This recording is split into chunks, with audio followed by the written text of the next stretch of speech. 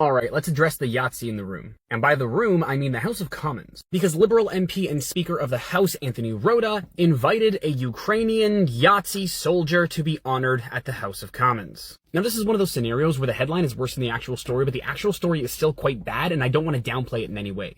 This man is a 98-year-old who fought for the Yahtzees in World War II. During World War II, there were a lot of volunteer Ukrainian soldiers who worked under the Yahtzees. My understanding of the history here is a little bare, but from what I can understand, it was less about the Germans and more about fighting the Russians. Which does not excuse anything. I have in the past made videos and spoken out against the fact that there are still war monuments in Canada at Ukrainian cemeteries honoring these Yahtzee soldiers. And that should not be a thing.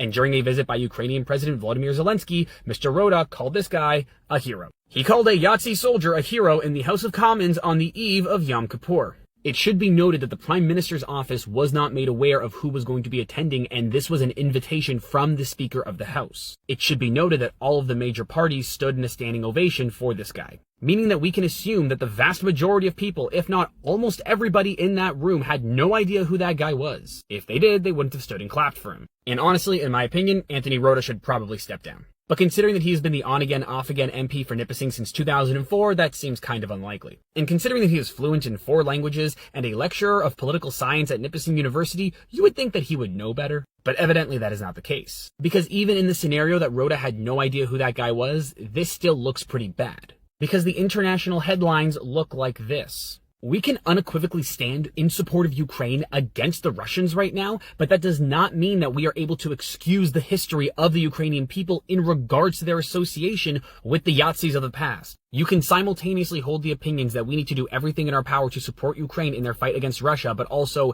maybe we should not allow for monuments at cemeteries to people who fought for the Yahtzees. And while I don't blame Trudeau just as much as I wouldn't blame Pierre or Jagmeet Singh for this, I definitely do blame Anthony Rota. He invited the guy, he should have known better. And if you did know his past, that makes it significantly worse.